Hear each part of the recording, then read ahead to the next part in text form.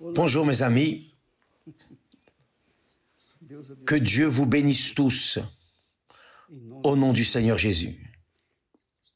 J'aimerais essayer de répondre à ces personnes qui disent ainsi: évêque, comment une personne de Dieu peut-elle, qui prêche l'évangile, qui oriente les personnes, qui supposément est représentante de Dieu ici sur la terre, comment peut-elle commettre le suicide? Une personne qui a été instruite, formée pour sauver des vies et finir par se tuer. Alors, beaucoup, malheureusement, dans ce monde, malheureusement, beaucoup de personnes, malheureusement, s'encadrent justement dans ce que le Seigneur Jésus a dit en relation aux fruits de la propre vie. Jésus a dit: par les fruits, on reconnaît l'arbre. Alors, je reconnais la goyave par son fruit. J'identifie le manguier par les mangues. Je sais discerner entre un arbre et un autre par les fruits de cet arbre. Vous aussi. Nous aussi, chrétiens, nous qui croyons en Jésus, ceux qui disent croire en Jésus, sont identifiés par leurs propres fruits. C'est-à-dire, si mes fruits, si les fruits de ma vie sont bons, alors c'est que moi, comme arbre, je serai aussi un bon arbre. Mais si mes fruits sont mauvais, alors, comme arbre, je serai un mauvais arbre. Alors, il y a des arbres qui produisent de bons fruits et des arbres qui produisent de mauvais fruits avec des épines. Alors, Jésus a dit ainsi, en relation à ceux qui se disent chrétiens, ceux qui professent la foi en Jésus. Il dit: ceux qui me disent Seigneur, Seigneur, n'entreront pas tous dans le royaume des cieux, mais seulement celui qui fait la volonté de mon Père qui est dans les cieux. Alors faites attention. Ceux qui me disent Seigneur, Seigneur, n'entreront pas tous dans le royaume des cieux, mais celui qui fait effectivement la volonté de mon Père qui est dans les cieux. Plusieurs, il continue disant, plusieurs me diront en ce jour-là, dans le grand jour, plusieurs me diront: Seigneur, Seigneur, n'avons-nous pas prophétisé en ton nom? N'avons-nous pas chassé des démons par ton nom? Et n'avons-nous pas fait beaucoup de miracles par ton nom? Alors je leur dirai ouvertement, explicitement ou clairement: je ne vous ai jamais connu, je ne vous ai jamais connu. Retirez-vous de moi, vous qui commettez l'iniquité. Et là, mes amis, nous devons nous évaluer nous-mêmes, non juger les autres, non. Je ne suis pas en train de prêcher pour juger le pasteur qui s'est tué. Non. Je prêche la parole du Dieu très haut qui dit que ceux qui disent Seigneur, Seigneur n'entreront pas tous dans le royaume des cieux. C'est très fort. Cela est extrêmement fort parce que cela cause une crainte et une peur en nous qui est au-dessus de toute autre chose. Parce que je suis un prédicateur de l'Évangile. Je chasse des démons. Les démons, je les chasse. Je prophétise au nom de Jésus parce que je prêche sa parole. Nous faisons beaucoup de merveilles en son nom, par sa parole, par son esprit. Mais si tout ce que je fais pour promouvoir le royaume de Dieu ici sur terre, si cela est accompagné de péché, d'iniquité, alors je serai un faux aux yeux de Dieu. Je serai un hypocrite, quelqu'un qui fait semblant parce que j'utilise le pouvoir de la parole de la vérité pour mener les personnes à une vérité. Mais moi-même, je ne vis pas cette vérité. Et alors, comment on reste? C'est-à-dire, à quoi est-ce que ça sert? À quoi est-ce que ça sert que j'essaie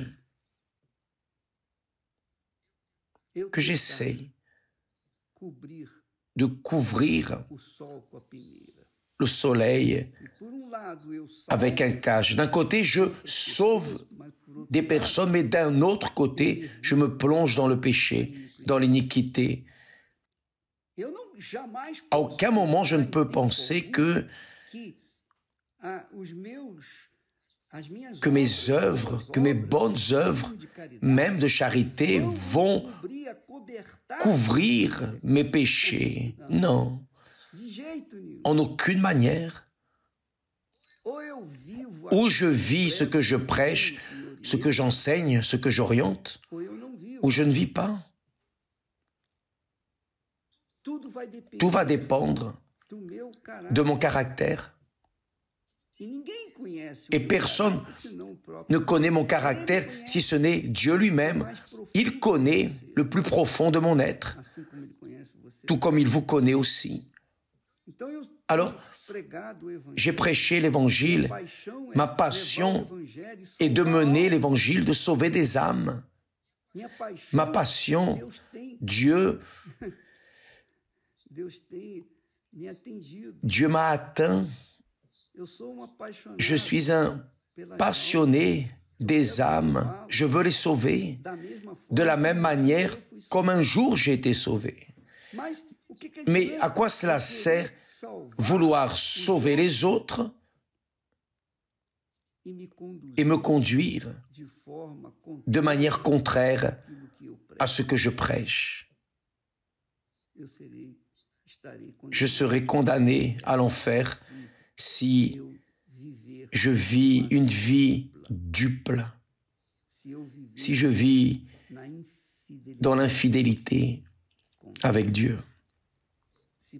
Si d'un côté, je fais les œuvres merveilleuses, j'envoie les démons hors des personnes, je prêche l'Évangile, d'un autre côté, je vis dans l'iniquité. C'est pas possible. Aux yeux humains, je suis une personne correcte, bien, mais Dieu connaît chacun de nous.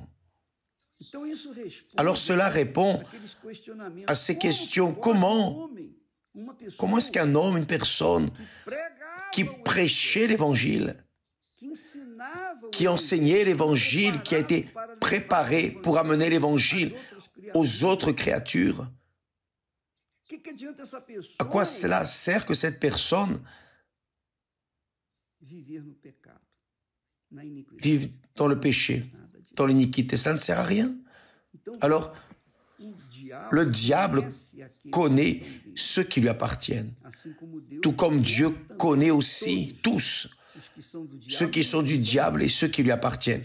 Dieu connaît tout le monde. Alors, mes amis, je ne suis pas ici pour condamner, je ne suis pas ici pour critiquer, je ne suis pas ici pour pointer le doigt contre qui que ce soit. Je suis en train de parler de ma vie. Je suis en train de parler de mon témoignage. Parce que si comme arbre, je produis des fruits mauvais, c'est parce que je ne suis pas bon, je ne sers à rien. Mais si je produis de bons fruits, alors j'ai de la valeur. Mais je n'ai pas les conditions de produire sur des branches de bons fruits et d'autres branches de mauvais fruits. Ce n'est pas possible. Ou je produis de bons fruits, ou je produis de mauvais fruits.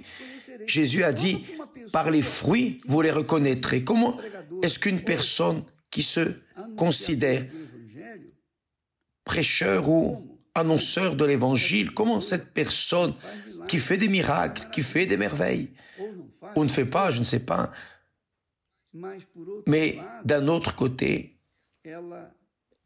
elle est menée par un esprit immonde appelé esprit de la dépression. Parce que cette chose de dire qu'un croyant n'a pas de dépression, ça c'est du diable. Qui est de Dieu n'a pas de dépression. Qui a le Saint-Esprit n'a pas l'esprit de dépression.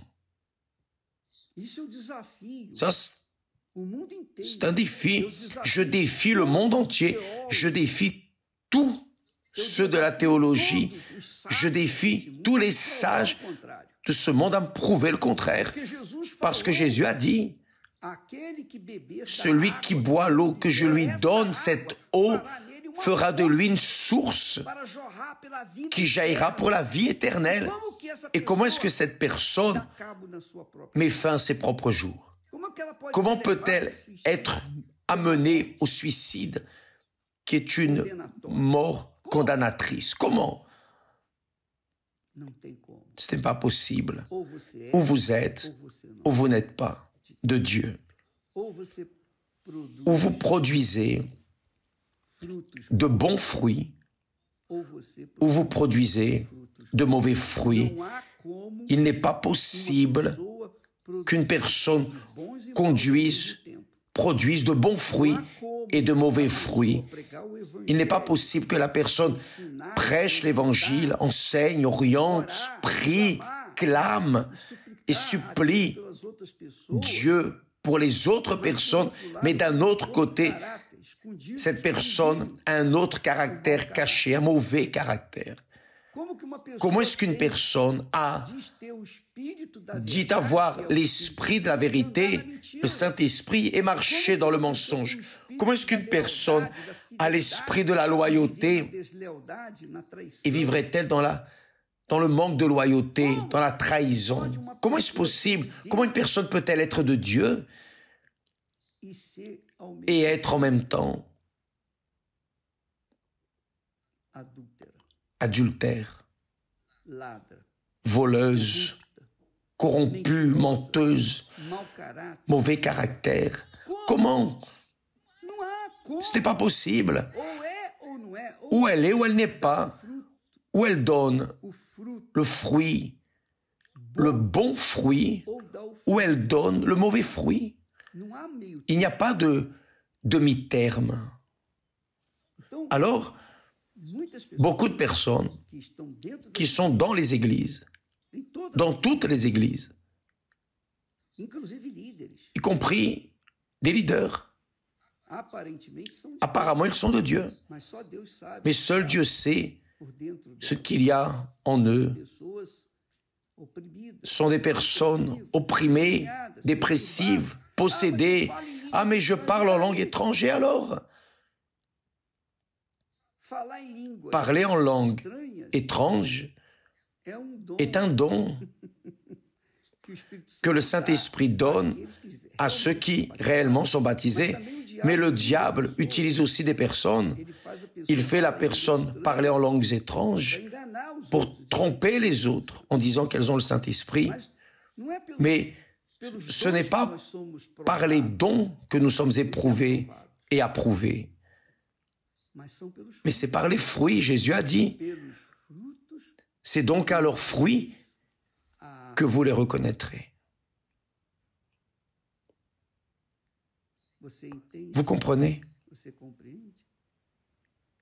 Alors, ça ne sert à rien que la personne arrive et dise « Je guéris des malades, j'expulse des démons, je prêche l'évangile, etc. Je suis prophète, je suis missionnaire, je suis évêque, je suis ceci ou cela. » Jésus a dit « En ce jour, je vous dirai ouvertement, je ne vous ai jamais connu. Retirez-vous de moi. Sortez de ma présence, vous qui commettez l'iniquité. » Faites attention, mes amis.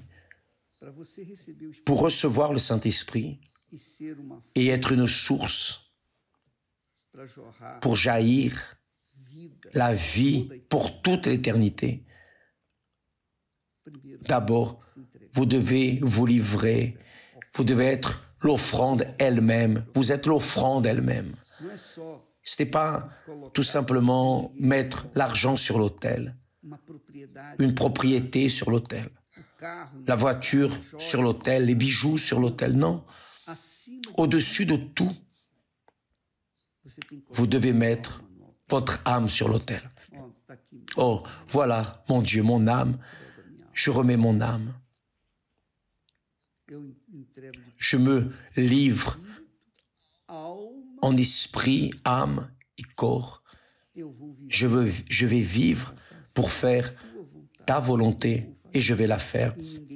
Et personne ne va m'empêcher de vivre une vie intègre, droite, qui craint Dieu, une vie de caractère, une vie de vérité, non de mensonge.